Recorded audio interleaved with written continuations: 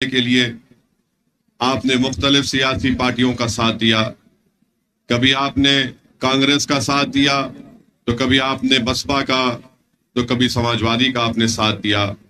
मगर हम आपके सामने एक मुतबादिल को पेश कर रहे हैं, जिसमें पिछला दलित और मुसलमान को साथ लेकर उत्तर प्रदेश की राजनीति में हम अपना हिस्सा हासिल करना चाहते हैं।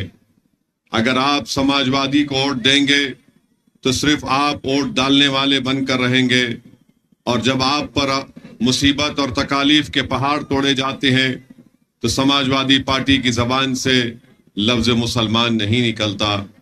भारत की राजनीति में आप देख चुके कि हमारे वजीर आजम नरेंद्र मोदी सिर्फ जबानी खर्च के लिए कहते हैं सबका साथ, सबका विकास और विश्वास, मगर आज आप जानते हैं, मगर आप सच्चाई को जानते हैं कि जब से इस देश के प्रधानमंत्री नरेंद्र मोदी बने हैं, उन्होंने एक मंसूबाबंद तरीके से भारत की सियासत और राजनीति से मुसलमानों को गायब करके रख दिया।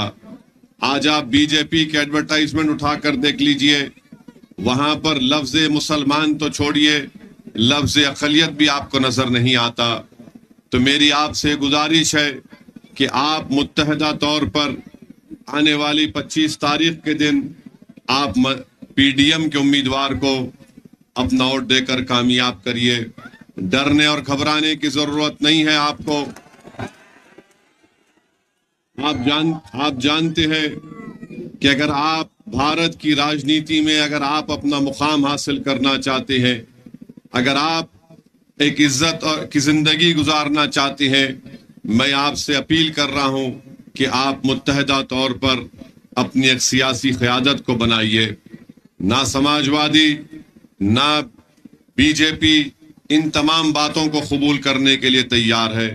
भारत के वजीर आजम है और कहते हैं कि मुस्लिम बहनें बच्चे पैदा करते हैं। भारत के वजीर आजम है और कहते हैं कि हमारे हिंदू बहनों के गले से मंगलसूत्र निकालकर मुसलमानों को दिया जाएगा।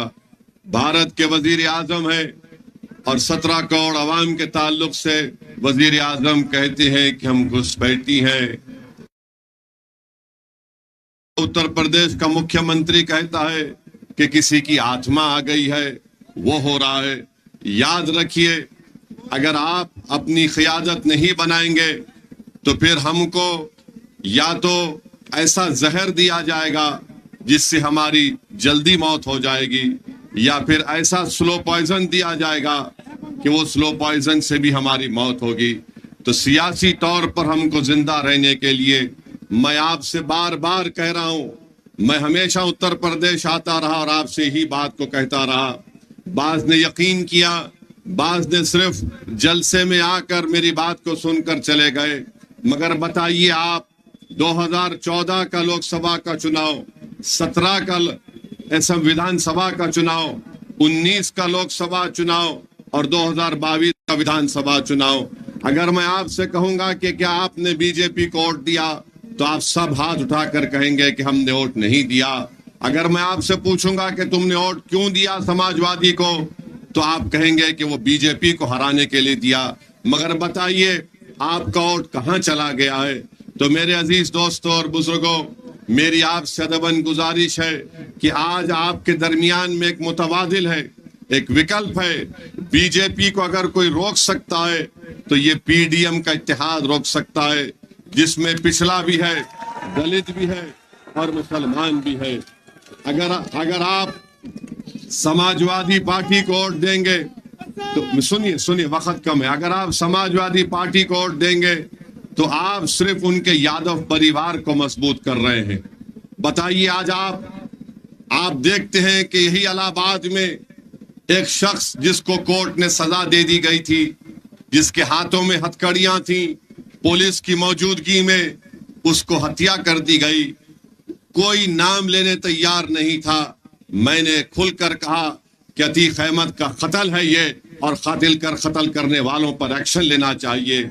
आप जानते हैं मेरे भाई, फिर आप देखते हैं कि जेल में मुख्तार अंसारी, उनका परिवार कह रहा है कि उनको स्लो पॉइजन दे दिया गया। जब नाम लेने के लिए तैयार नहीं है तो वोट के हकदार कैसे बन सकते हैं आपके? बताइए आप बताइए, कब तक हम सिर्फ जिंदा रहने के लिए वोट का इस्तेमाल करेंगे? क्या हमारे इस गांव में हमारे बच्चों को शिक्षा की जरूरत नहीं है, अस्पताल की जरूरत नहीं है, इंसाफ की जरूरत नहीं है? चुनाव आएगा और सब आपके दरमियान में आकर कहेंगे कि इनका खौफ दिलाया जाएगा, बीजेपी का खौफ दिलाया जाएगा, तो कभी ये बताएंगे कि हमको वोट दो, हम तुम्हारी इबादत गाहों की हिफाजत करेंगे, हम तुम्हारे घर की हिफाजत करेंगे। जो लोग समाजवादी पार्टी को वोट देना चाह रहे हैं, आपका इख्तियार है, आप जिसको चाहे वोट दे, मगर बताइए, जब बुलडोजर से घर तोड़े जा रहे थे तो क्या अखिलेश यादव आज आपके दरमियान में आकर खड़े थे? जब बुलडोजर चलाए जा रहे थे तो जावेद, सुनिए, जब बुलडोजर, सुनिए भाई सुनिए, अरे सुन तो लीजिए, जब बुलडोजर चल रहा था तो जेल को कौन जाता है? जावेद जाता है, शालम जाता है, जीशान रहमानी जाता है। ये कौन है? ये मंजलिस के हमारे सिपाही हैं। इसीलिए मैं आपसे अपील कर रहा हूं।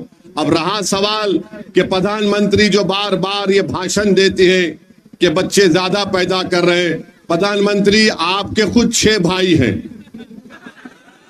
अमित शाह के 6 बहनें हैं। प्रधानमंत्री ये भूल जाते हैं कि भारत सरकार का डेटा यह कहता है कि मुस्लिम खवातीन का, महिलाओं का TFR रेट गिरा है। हम भारत के प्रधानमंत्री को पहले भी कह चुके और आज भी कह रहे हैं कि हम किसी के गले से उतरा हुआ मंगलसूत्र लेने वाले नहीं हैं। हम उस मंगलसूत्र को बचाने वालों का नाम मुसलमान। प्रधानमंत्री कहते हैं कि मंदिर को ताला लग जाएगा। प्रधानमंत्री कभी हमारे साथ चलो, आप उत्तर प्रदेश, हम आपको ऐसे फैक्ट्री दिखाएंगे कि तुमने रातों रात 500 की नोट को गायब तो कर दिया, मगर तुम्हारे इस फैसले की वजह से पूरे भारत में उत्तर प्रदेश में फैक्ट्रियों को ताला लग गया।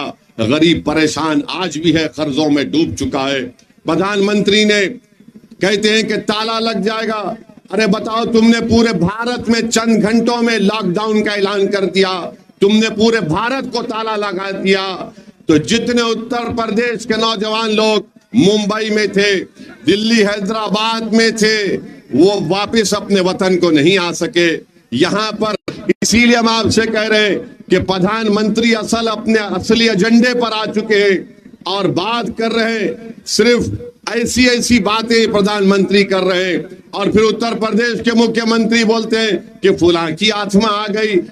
हम जानना चाहते हैं उत्तर प्रदेश के मुख्यमंत्री से कि 500 साल हो गया उस शख्स को मरकर, उसकी आत्मा आपको कैसे मालूम यहां पर आ गई?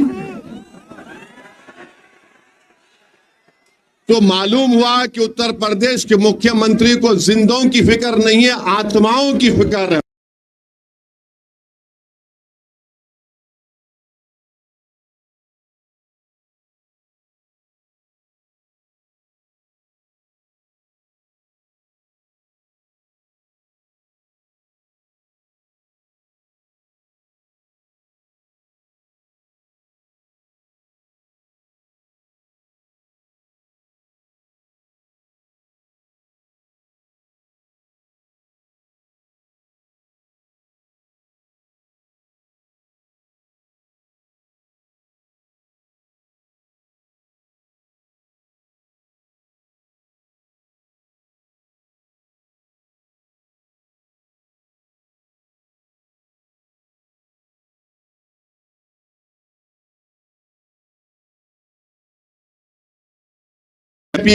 छोड़कर तो मैं जिम्मेदारी से कह रहा हूं कि हम उसकी तायीद करेंगे।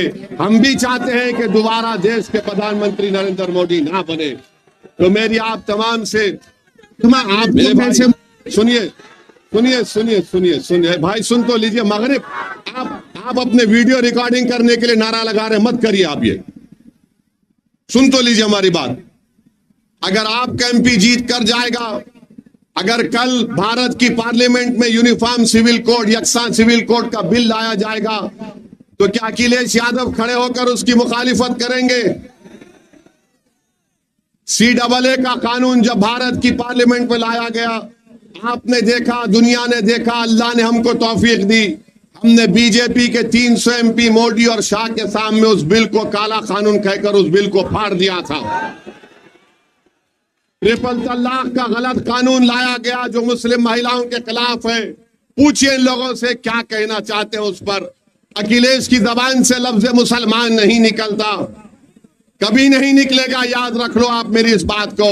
ये सिर्फ वोट लेना चाहते हैं मगर आपकी तकालीफ को दूर करना नहीं चाहते। ये वोट लेना चाहते हैं ताकि सत्ता की राजनीतियों में, महलों में इनका महल तामीर हो जाए, मगर आपकी क़यादत को देखना नहीं चाहते। तो मैं आपसे अपील कर रहा हूं कि 25 तारीख के दिन लिफाफे के निशान पर आप बटन दबाकर PDM के इस इत्तेहाद को कामयाब करिए। और हमने ये इत्तेहाद जो बनाया है सिर्फ पार्लियामेंट के चुनाव के लिए नहीं, बल्कि इंशाअल्लाह ताला आने वाले लोकल बॉडी के जिला परिषद के चुनाव में भी और विधानसभा के चुनाव जब होंगे, हम अपनी बहन के साथ आज खड़े हैं, इंशाअल्लाह ताला कल भी उनके साथ खड़े रहेंगे। तो मेरी आप तमाम से ये अपील है कि 25 तारीख के दिन सुबह के अवलीन वक्त में अपने घर से निकलकर अपना एक वोट का इस्तेमाल करिए, अपने इत्तेहाद का सबूत दीजिए और डरने और घबराने की जरूरत नहीं है। इंशाअल्लाह ताला याद रखिए मेरी इस बात को, फिरौन को भी, नमरूद को भी बड़ा जाम था कि मेरे इख्तिदार खत्म नहीं होगा, मगर दुनिया ने देख लिया कि फिरौन भी मिट गया, नमरूद भी मिट गया। इंशाअल्लाह ताला वक्त के फिरौन और नमरूद मिटेंगे, अल्लाह हक को गालिब करेगा। और आप तमाम का फिर से शुक्रिया, क्योंकि मगरिब का वक्त हो चुका है, तो आपका बहुत बहुत शुक्रिया कि आप यहाँ पर आए। इंशाअल्लाह ताला आपसे मुलाकात रहेगी। आप हमारे लिए